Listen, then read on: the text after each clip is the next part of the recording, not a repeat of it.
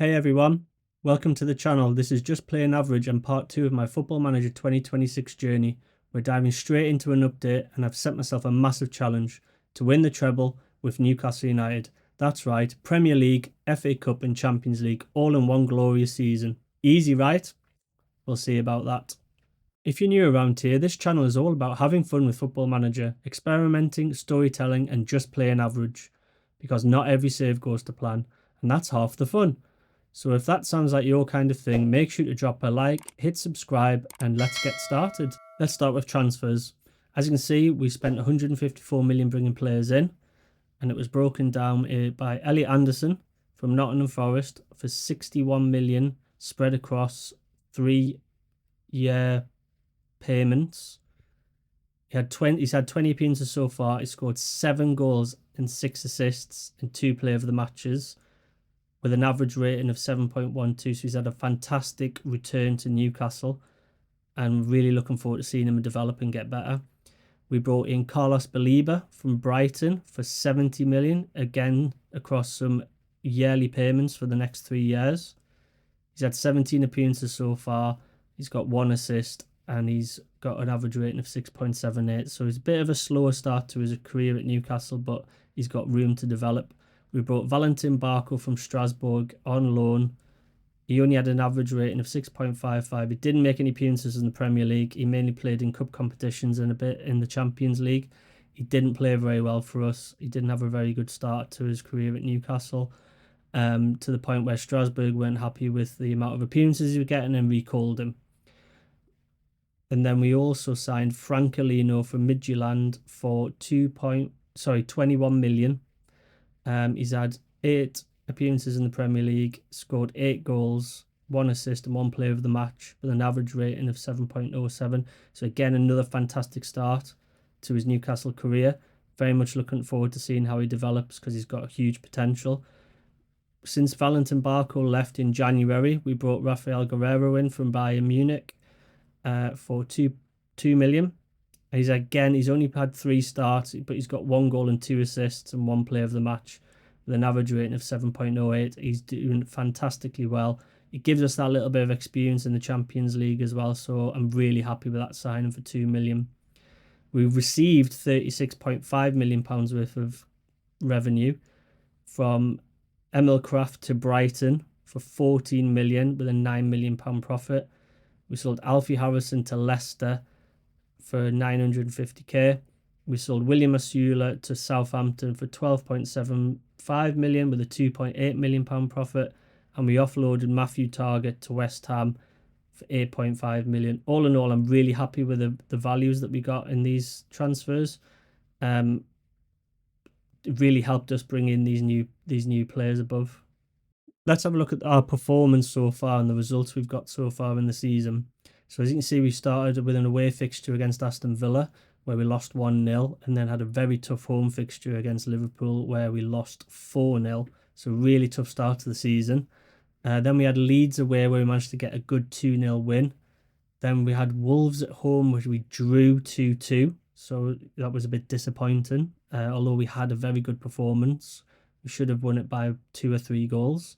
We then got a really big win at home against FCSB, 7-2.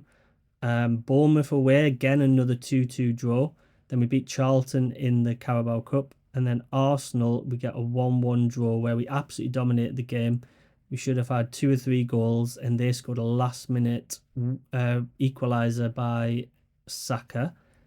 Then we lost to Ajax 3-2 away in the Champions League. Then we went on a really nice run of form. So had about 5 or 6 games there on the bounce where we won, to then lose to Bayer Leverkusen 2-0. I'll show you a clip of that game later because it's one of the most ridiculous goals I've ever seen in my life.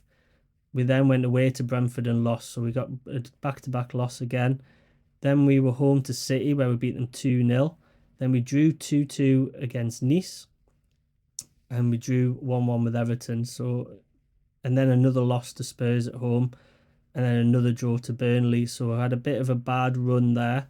where we sort of picked it up for the 2 games after in the Champions League, and obviously we beat our biggest rivals 3-1 away, Sunderland, which is great. Then we got knocked out the Carabao Cup, unfortunately, by Brentford, 1-1, and they beat us on penalties. Then we went on a really nice run of games. We beat Chelsea at home, Man United away, drew to Burnley, so they've kind of been a bit of a bogey team for us this season. We've had 2 draws against them. And then we, as you can see, we had a nice run of games here, scoring quite a lot of goals and managing to keep some clean sheets. Then we had a 2-2 draw to Bergamo, again with a last-minute goal in that game for them to draw.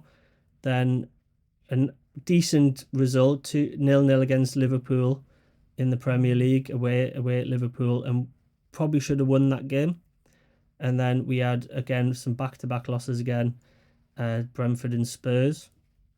Then we've recently just had some decent form again, so we got some really good results there, kept a couple of clean sheets, and we also managed to beat Man City 5-1 away, which was a great performance by the team.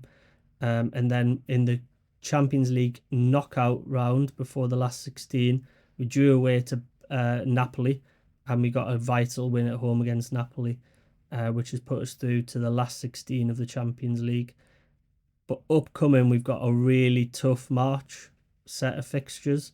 So we've got Man United, Liverpool in the Champions League round of 16, then away to Chelsea, then away to Liverpool in the second leg, and then Sunderland at home.